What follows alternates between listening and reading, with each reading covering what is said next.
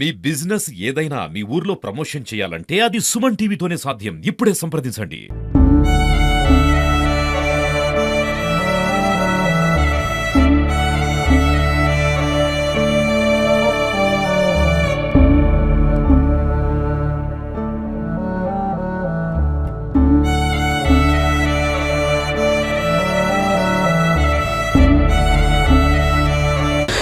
అతి చిన్న వయసులో దుబాయ్కి అంటే ఉపాధి వేటలో పడి మృతి చెందినటువంటి చందు వాళ్ళ ఇంటి వద్దకైతే మనం చేరుకున్నాము. గత 27 రోజుల క్రితం ఆయన దుబాయ్ వెళ్ళడం జరిగింది. వెళ్ళిన తర్వాత అక్కడ పని చేస్తున్న ఆ సమయంలోనే కడుపు నొప్పి భరించలేక రక్తపు వాంతులు చేసుకుని మరి అయితే చందు అక్కడ మృతి చెందినట్టుగానైతే మనకు తెలుస్తుంది. అంటే మనం ప్రస్తుతానికైతే వాళ్ళ ఇంటికైతే చేరుకోవడం జరిగింది. కుటుంబ పరిస్థితి ఏంటి, అసలు చందు ఎప్పుడు దుబాయ్కి వెళ్ళాడు, దుబాయ్కి వెళ్ళడానికి గల కారణం ఏంటనేది మాత్రం మనము తెలుసుకునే ప్రయత్నం అయితే చేద్దాం. మనం అంటే నిన్నటి రోజున కూడా దుబాయ్ నుంచి వెళ్ళి దాదాపు ఒక నెల రోజుల తర్వాత కూడా ఆయన డెడ్ బాడీ అనేది ఇంటికి రావడం జరిగింది.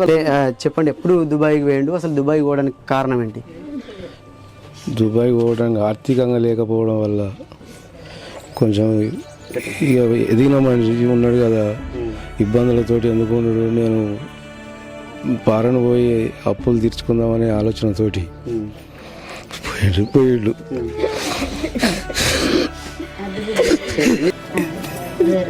22 తారీఖు ఏప్రిల్ 22 తారీఖు పోయిండు.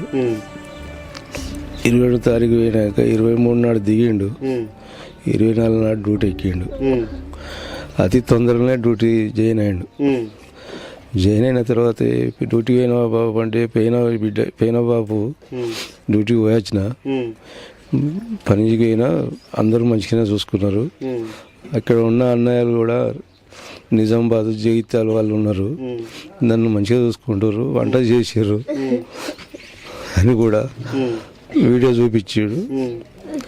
సరే బిడ్డ పైలం అన్న, అట్లనే కంటిన్యూ డ్యూటీ చేసాడు. ఇక డ్యూటీ చేసినాక ఒక వారం సండే వచ్చింది. ఆ మధ్యలో మంచిగా వీడియో కాల్ మాట్లాడుకుంటా డ్యూటీ కూడా బాగానే ఉన్నది, నాకేం ఇబ్బంది లేదు అన్నాడు. ఒకరోజు కంపెనీ డ్రెస్సులు ఇచ్చిర్రట. ఆ డ్రెస్సులు ఇచ్చిన తర్వాత డ్రెస్సులు ఇచ్చినా చెప్పాడు, వేసుకొని పోయినాక అందరూ మస్తు సెట్ అయినాయి, బాగున్నాయి, నీకు ఈ డిజైన్ బాగున్నాయి, నీకు ఒక్కరికి వచ్చింది ఈ డిజైన్ అని బాగా అది చేసిరట, ఎంకరేజ్ చేసి అయిందట. ఆ రోజే కొంచెం కడుపు నొప్పి లేచిందట, వామిటింగ్ చేసుకున్నాక మళ్ళీ మేమే ఫోన్ చేస్తే ఇట్లా అయింది బాపు అని చెప్పిండు, కడుపు నొప్పి ఇట్లా వామిటింగ్ అయింది, ఇట్లా అయింది బిడ్డ పాప అంటే వాళ్ళ అమ్మ నేను ఇద్దరం కలిసి ఇంత టీ చేసుకో బిడ్డ, ఉప్పు దింపేసుకోమని చెప్పినాం. అట్లనే చేస్తున్నాం మమ్మీ అన్నాడు. ఇక ఆ రోజు కథ గడిచిపోయింది. ఇక అంటే తర్వాత అక్కడ పని మీకు అంటే కడుపు నొప్పి లేచే ముందు మీకు ఫోన్ చేసింది కదా, అంటే తర్వాత ఏమైనా అక్కడి నుంచి సమాచారం మీకు ఎట్లా తెలిసింది, ఎవరు చెప్పారు ఇట్లా జరిగిందని, హాస్పిటల్లో ఎవరు జాయిన్ చేశారు అక్కడ? ఆ తర్వాత మళ్ళీ మంచిగా ఉన్నాడు, డ్యూటీ చేసిండు. వాంటింగ్ అయిన తర్వాత డ్యూటీకి ఎక్కిండు, మంచిగా డ్యూటీ చేసిండు. అయితే ఫస్ట్ పోయిన సైడు వర్క్ దగ్గర పడ్డదట, మళ్ళీ సెకండ్ సైడ్ మీదకి షిఫ్ట్ అయ్యిండు. అయితే ఇక సాటర్డే రోజు వేరే సైడ్ మీదకి వెళ్ళిండు.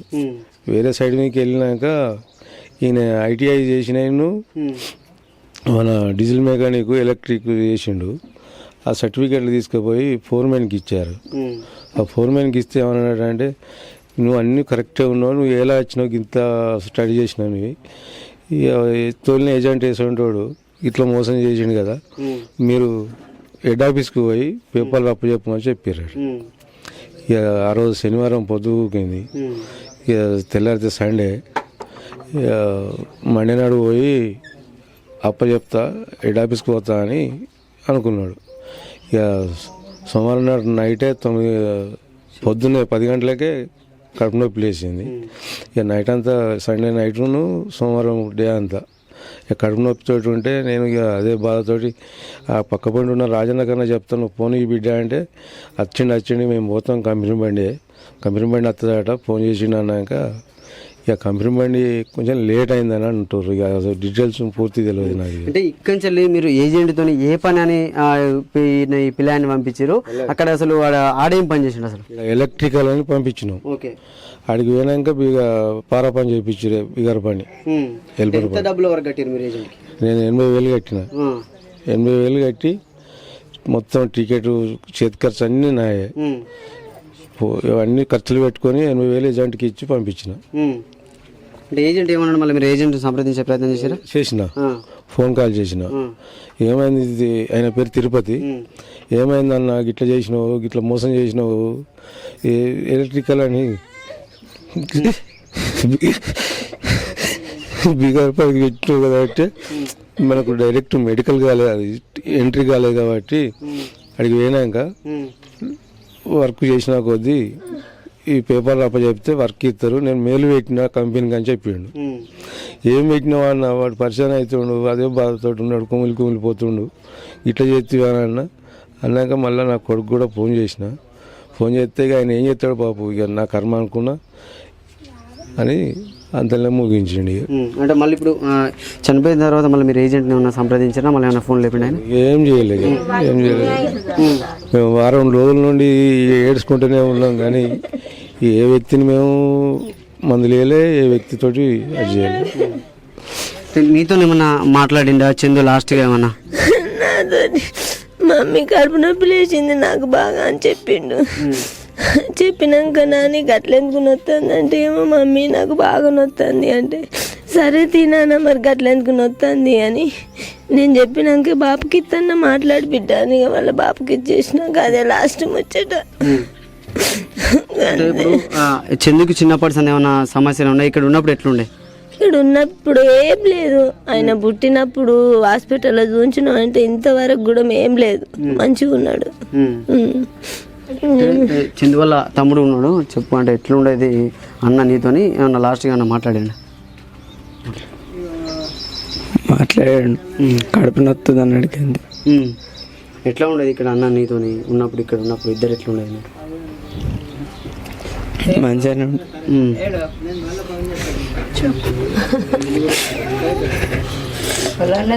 చూడొచ్చు. అంటే ఇది చాలా దయనీయమైన పరిస్థితి. అంటే ఇక్కడ ఒక దుబాయ్ ఏజెంట్ అంటే రోజు రోజుకు దుబాయ్ ఏజెంట్ల మోసాలు మాత్రం పెరిగిపోతూనే ఉన్నాయి.